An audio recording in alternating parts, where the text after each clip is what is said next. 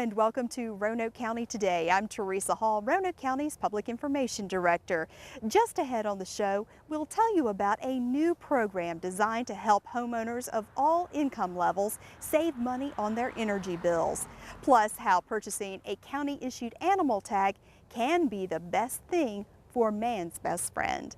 That and much more. Hope you'll stay with us. Higher electric bills, sticker shock at the gas pump, energy can cost a ton, but it's easy to save money and give your budget a boost. Save hundreds of dollars in energy costs by doing just a little. As much as half of the energy used in your home goes to heating and cooling. You can save a ton by making sure your home is properly sealed and insulated against the elements. Caulk window and door frames, wiring and pipe penetrations, and anywhere air leaks. Weather strip around loose window sashes and doors. Remember, do a little, save a ton. Giving back to the community, it's what a group of college students from Holy Cross College in Massachusetts is doing with their spring break.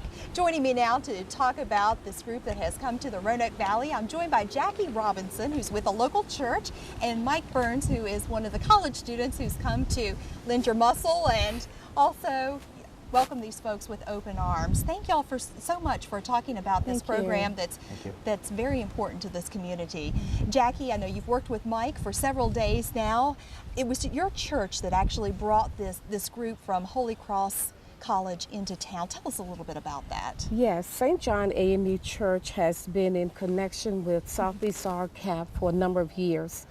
Over the years, we've learned about the program Volunteers for Communities, where a group of young students are willing to give up their spring break to come into communities and help out in neighborhoods such as this to offer work, their experiences in painting, yard work, any type of labor that we may have for them to do.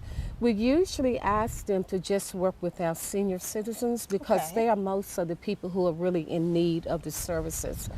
And while they are working with us, we're also developing new acquaintances, new relationships, new friendships, learning about other places that the young people have been. We've just been having a wonderful time with Mike Burns here, who is a leader of the St. John AME Church group. And Mike, you can tell them why you're here. Yeah, I learned about this program my sophomore year in college. And I heard nothing but good things from a bunch of my friends, so I decided to kind of hear what it was about, and I loved it immediately. And you've done it for several years? Yeah, this is my third year doing it. I've been to Exmoor, Virginia, and Whitley City, Kentucky prior to this. And every year is different. Every year is a lot of fun. You get to meet new people, make relationships with people in your group, people in the community. And it's just a great way to kind of give back and do something really productive with your spring break. I can see so. Jackie, tell us, what community are we in right here? You are in a community called Delaney Court. At one time it was called Ballyhack many years ago. We're also about 2 miles from the Explorer Park. And I'm sure many people remember the Explorer Park down in Mayflower Hills, about, as I said before, about 2 miles down the street. And how many homes have you been able to go into and help so far? Jackie, Mike, either one of you? Yeah, well, we've been in, I think, 6 or 7 homes so far. Today we're working over at one of our senior citizens' homes, Mrs. Hopper. They're going to try to paint 9 rooms for her today. If we get time, and we're going to also attempt to paint the outside of her home. Again, she's one of our senior citizens' neighbors, and we want to do everything we can to help our people. Now, if you notice when you came down Huffman Lane, there were several young people painting another home. They began painting on yesterday, so we asked them to do a little brush up and finish up touches on today. So once they finish up the street, they will come down and help us finish up so that we can make sure that we get this home ready before tomorrow. Okay. Mike, how many students are here? Including myself, we have 11 students working out at St. John's, but the program goes to 25 sites throughout the United States. There's another group actually based out of Roanoke working with an AARP group. And then Virginia, West Virginia, we have groups down in New Mexico, Texas, out in Colorado, and a whole bunch of other different places. And for folks who are watching and aren't familiar, this this program allows you to spend your college spring break coming out to help some families, a lot of elderly who may be on their own or less fortunate than many others. Yep. And has that been something that you've always, throughout your life, always wanted to do, to give back? Yeah, I mean, one of the big kind of mission statements at Holy Cross is being men and women for others. And this is a program that really allows us to really embody that. And, you know, that was one of the reasons why I chose Holy Cross, just because it had such a community outreach. Even during the school year, we have programs right back in Worcester, Mass. that go out into the city and help people throughout the year. So this is not like just a one-week thing. We do it pretty much throughout the entire year. Well, what I'm struck by, Jackie, is that these college students from Massachusetts spending 1 week of their time here, but it's almost like their impact is going to be felt for a very long time. For a very long time, and we eat with these young people, we sit down with them, we play games with them, we just have a ball. So it's like welcoming a new family into our sure family. is. And we've really enjoyed them so much, and we hope to have a group next year as well. Absolutely. And we'll continue to ask for Holy Cross because it's our favorite group. I can see why. Well, Mike Burns, thank you so much Thank for you very coming into much. our community. Jackie, thanks for sharing the Sure, story. thank you. All right, and stay with us, everyone. We'll be right back. The town of Vinton is open for business and is committed to improving customer service to its citizens and contractors. In the past, you may have had to wait as much as a day to get a permit for plumbing, electrical, or mechanical work. But things have changed. Now you can get over-the-counter permits in some cases before you walk out the door. We can even take credit card payments. This faster service is at no additional cost to the taxpayer. It's all part of the town's dedication to improving customer service. Find out more at vintonva.gov.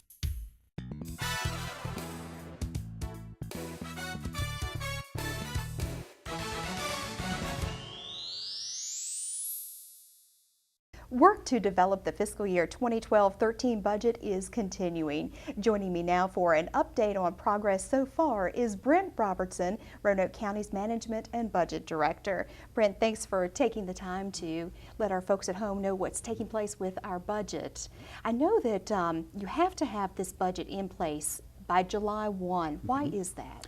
Well, unlike the federal government, we need to have a balanced budget in place where our expenditures equal the revenues we have.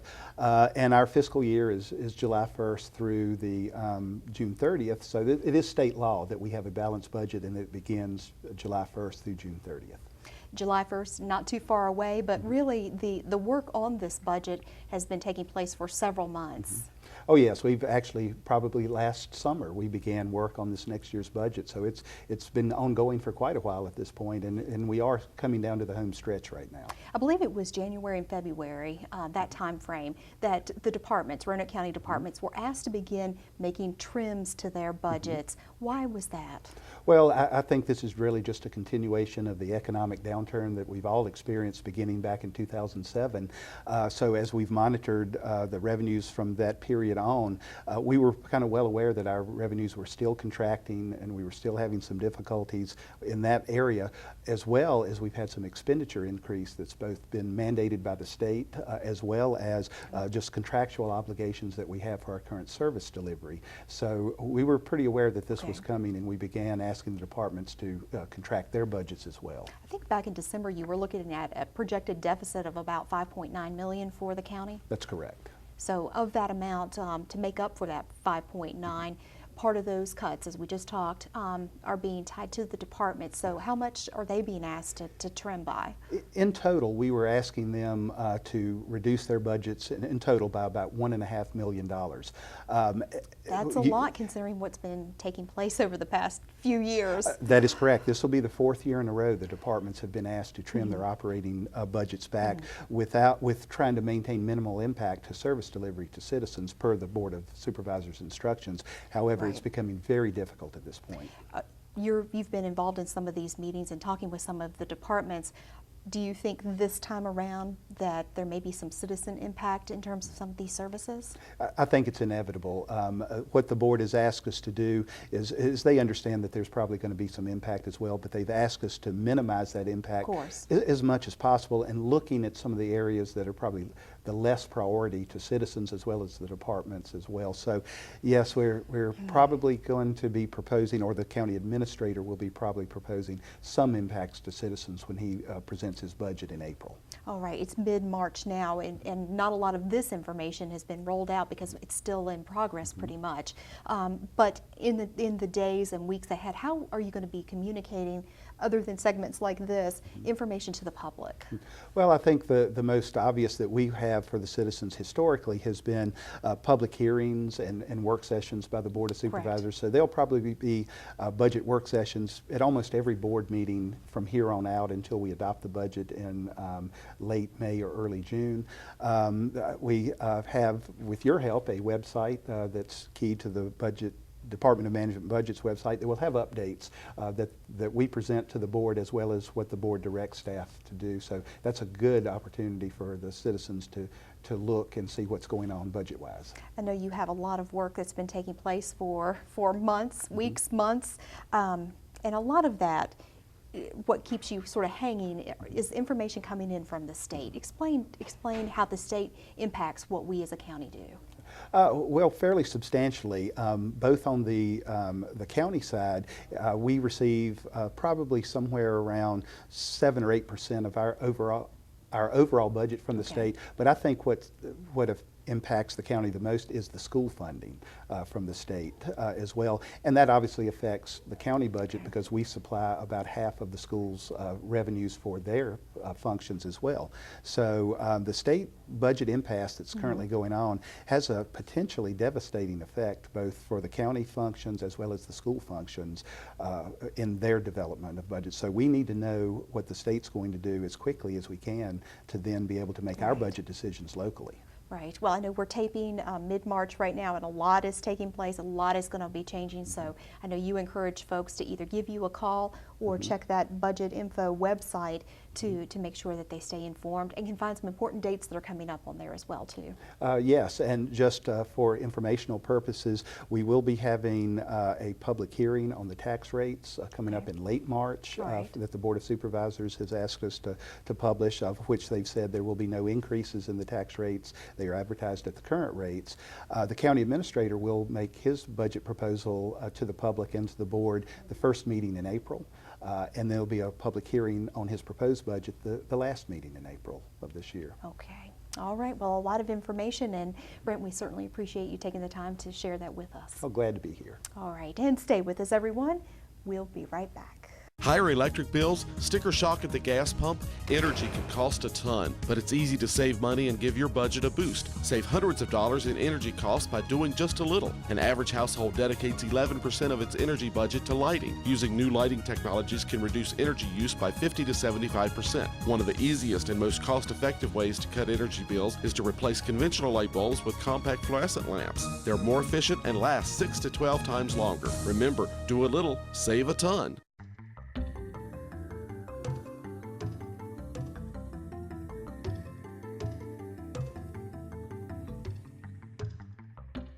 Welcome back. I'm Dan O'Donnell, Assistant County Administrator, and I am here in the O. Winston Link Museum in Roanoke with Landon Howard, who is the Executive Director of the Roanoke Valley Convention and Visitors Bureau. Welcome. Glad to see you today. And welcome to you too, Dan. It's so good to have you here in the Visitor Center in downtown Roanoke, and can't wait to tell you what's going on. Well, great. Before we get to the actual topic of our discussion, which is a mobile website that you've launched, tell us about your organization. What does the Convention and Visitors Bureau do?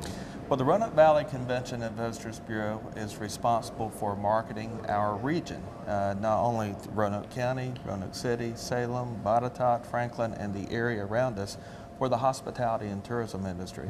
In short, we say our job is to put heads in beds and make the turnstiles turn and put people in restaurants. So that's what we do. Well, and it's a beautiful place. You probably don't have too much trouble marketing this area. And as you are primarily a marketing organization, you are now launching a mobile website. Can you tell us about that? We are, and that's the most convenient way to reach our customers. And you know, we have $650 million in spending for tourism in this region every single year, and we employ over 7,000 people in our industry. And so with all the amenities and attractions and restaurants and hotels, we had to have the latest technology in order to communicate with our customer. If you look back here, we've got brochures. Yes, we got plenty of brochures for anyone that wants to come down to the Visitor Center. We're open 7 days a week and 361 days out of the year from 9 to 5. So if you still want maps or if you still want brochures, you can do that. But now, everything can be reached on this handy dandy little device. And it's not a mobile app, it's a mobile site. It's a mobile website. Which means that it works on every single device that you can pull it up on. So you don't have to download this from a dealer or vendor, you just go right to the website. That's right. You can go in and type Roanoke, Virginia, or this area. You find us on Google and you hit, we're usually number 1 or number 2 on the search engine, and just look in here. I mean, it's things to do, places to stay, dining, you name it. It's right here at your fingertips. So how do you actually access the website? If you're a visitor in Roanoke and you want to see what's around, how do you access your mobile website? Well, it's visitroanokeva.com, and so just type that in, and then all of a sudden it's right here. So let's say, for example, you're out in Roanoke County and you're wanting to find, you're in the mood for an Italian restaurant. We're all going to eat Italian.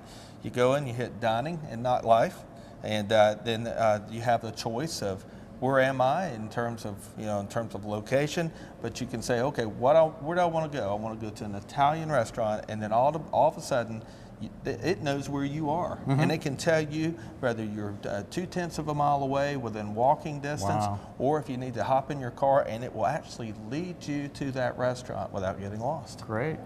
How do you think this is really going to enhance the tourist population for our region? Well, I'll tell you, if you go by the popularity of our website, since we launched this right after the first of the year, we are receiving 500 new customers on average per day coming to this website. We're one of the most popular websites for searching for activities in this region. So our customers are finding us, and so what we would like to do is ask Roanoke County residents and others to start using this, and as they entertain family and friends that are coming into town. If you're looking for an event or a festival or anything that you would like to do this coming weekend, this is the place to go. And I mean, again, it includes hiking trails, it includes counter events, coupons. You can get those value discounts at various different attractions and different venues, and this is the place to go get it. Right, and these phones, the mobile phones with the computer applications are so popular now that just about everybody has one, so it's a great addition to your way to reach people. So congratulations on your new mobile website. How can residents find out, or visitors find out more about your organization, or how do they reach you? Well, they can certainly go to our website, again, at visitroanokeva.com, or they're welcome to come down to the Link Museum at any time, and we'll be happy to plan an itinerary. We'll be happy to show you all that's going on in the area. We really feel like that if you don't need a ski slope, we pretty much have it here. And so we need our help letting the residents know about this, and then let them help market us as a community. Creates jobs, increases tax revenues, generates activity in our economy that we need. Great. Well, thanks for being with us today, and congratulations on your mobile website. Thank you, Dan. Appreciate the time. Thank you. We'll be right back. Volunteer firefighters respond to all types of emergencies. Volunteer firefighters fight fires. Volunteer firefighters save lives. Do you have what it takes? Visit RoanokeCountyVA.gov/FRVolunteer or call 540-777-8706 to become a Roanoke County Fire and Rescue volunteer firefighter. There's a fantastic new program available to homeowners across Southwest Virginia, including right here in Roanoke County. The program is designed to help homeowners, regardless of their income level, save money on their energy bills. Joining me now to talk about this fantastic program is Greg Lewis, who helps run the organization that's overseeing this program, which is so wonderful. Greg, thank you for your time coming out to talk to us about what's going to be offered to Roanoke County citizens. Now, I believe it's a postcard that's going to be mailed through your organization to all homeowners in Roanoke County. But we also thought this segment would be a great way to kick off the public information component. Before we get into all of those details, what would you like folks at home watching now to know about this program?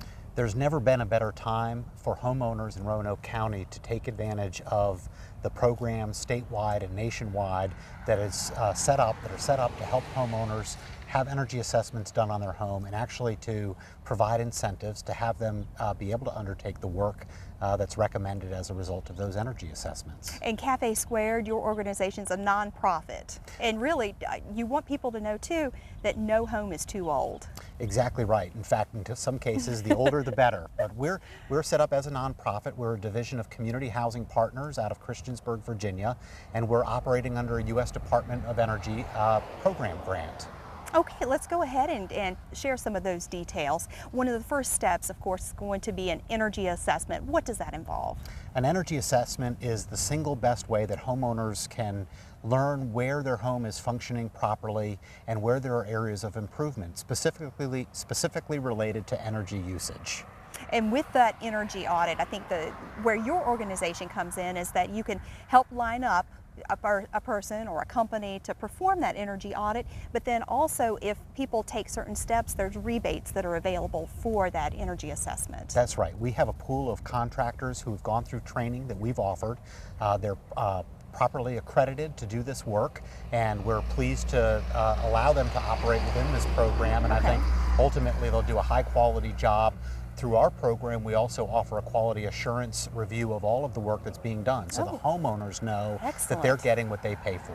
Wonderful. Well, you get your energy assessment, your page is back, and you have to look through all of it, and perhaps you're a lower income family and you realize there's quite a bit of work that needs to be done on your house, and you just don't have those finances available. That again is where your organization can step in and provide some financial assistance. Talk a little bit about that. Exactly right. We've got incentives available for homeowners regardless of their income level.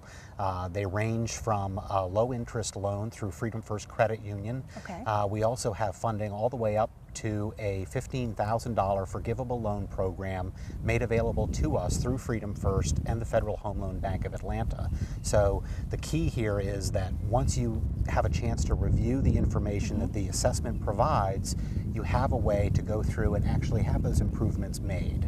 That is wonderful, and I believe the dollar amount is up to $15,000 for folks who qualify. Exactly right. It's a tremendous opportunity. It is. And a great opportunity for homeowners to get this work done and reduce their energy bills. You know, when I've heard about this program and talked to you before, I've always said, Greg, this is too good to be true. How is all of this made possible? Well, it depends. The funding sources vary. Some of this funding is from the U.S. Department of Energy. Some of it's available, as I mentioned before, through the Federal Home Loan Bank of Atlanta. But regardless, we have this variety of funding available to help homeowners do this work. Some of it is public, some of it is private funding, and what we're after is to help homeowners walk through this process from the assessment to getting the work done, and then actually providing the funding to help folks to get this work done. Wonderful. Well, this informational postcard is going to be mailed out to all homeowners in Roanoke County in a matter of weeks. And but folks who are watching this segment may want to go ahead and do some research, try to find out more about Cafe Squared. I assume you have a website. Yes, the website is www.cafesquared, all spelled out, .org, and they can also feel free to call us. Our phone number is 540-264-3494. And that website is a good one to go ahead and bookmark, because if you do decide to participate in this program, a lot of the information that you need to do and to know is actually there. Exactly right, and folks can actually sign up on the website, which I hope will be a convenient way for them to get involved in the program. All right, well, all the information has just been fantastic. There's so much available to folks of all income levels in Roanoke County. Thank you so much, Greg, for sharing the information, and we look forward to talking to you again in the near future. Thank you. Me too. And stay with us, everyone. There's much more Roanoke County Today to come. Stay with us. What's the buzz about Green Ridge Recreation Center? It's a place that's close to my house that I can come and get in shape. We saw the quality of the exercise environment and the opportunity for our kids to enjoy it and take advantage of really a cutting-edge fitness facility. The staff here is wonderful. They are very hands-on. They love to help people. Join the fun through daily admission or membership. Green Ridge, healthy fun for everyone. The Roanoke County Police Department is encouraging pet owners to purchase county-issued animal tags for their dogs and cats in the event their pet becomes lost or stolen. Here to talk about the importance of these tags and to explain what they actually are, I'm joined by Roanoke County Police Officer Ken Broman. Ken, I know you're out on the road all the time, and part of your job, the biggest part of your job, is as I guess what most people would recognize as an animal control officer. So these tags, these animal tags, are extremely important to the job that you do. Go ahead and, for the viewer, explain what is an animal tag and how it comes into play with your job, the job you do. Okay, well, the animal tags are purchased through the treasurer's office. They're different than the rabies tag that you may get from a vet. The animal tag purchased from a treasurer's office has an identifying number on it. Okay. And that number is very important because it can be run through our dispatch center 24 hours a day, and it tells us who that animal belonged to. Well, just seeing the tag on the animal tells us that it has a responsible owner. Mm-hmm. And good point. Then we can also run the number on that tag and get a phone number, address, mm-hmm. so that we can get the animal back to his owner. Because if you aren't able to reach out and find that owner right away, you actually have to then turn the animal over to the shelter, correct? That's correct. And so it kind of helps prolong the process of getting the pet back with its owner. Well, it saves the owner some money, because if their animal is turned over to the shelter, there's a fee when they go to pick that animal up. Very true. It also becomes very important if we find the animal sick or injured, because we would much rather the owner of the animal be involved in the decision-making process as far as what type of medical treatment that animal gets. If it has no form of identification, we have to treat it as a stray, mm-hmm. and then it gets just a very minimum treatment. Mm-hmm. If with that tag and we can identify the animal as belonging to someone, then we can again let them make that decision, it's an important decision. Yes. So again, the county issued animal tag, when you run across a dog or a cat that has one of these around its neck, then you can get that information, identifying information off of that tag, phone back to the 911 dispatch center. They can pull up all of the records that you out in the field know. So essentially, you with your cell phone would be able to call that pet owner, or if you had an address, drive the pet over there and save lots of time, money, and get that pet back to the owner without having to involve the shelter. Exactly. And these county-issued animal tags are purchased through the treasurer's office? Yes, ma'am. That's the only place that they can be obtained. And in order to purchase the animal tags, the owner would need to take a proof of rabies. Okay. And whether the animal's been spayed or neutered. If the animal's been spayed or neutered, the tags are half price, so they can save a little money on that. And that brought up another point.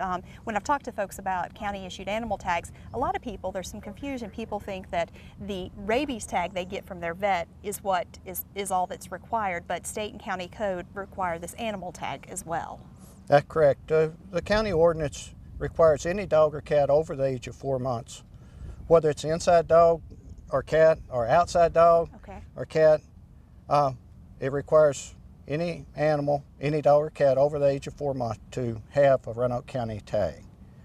And that's actually a class 4 misdemeanor if you fail to obtain that tag. Okay. And it sounds like for the tag, it's a win-win for the owner, the pet owner, but also for you and the job that you and the other animal control officers in the field perform every day. Yes, it is. All right. Again, thank you, Officer Ken Broman, for all of that information. And if people who are watching want to know more about how to purchase a county-issued animal tag, contact the Roanoke County Treasurer's Office. That's all for this edition of Roanoke County Today. For more information on Roanoke County events and programs, please visit our website at roanokecountyva.gov. Hope to see you again next month.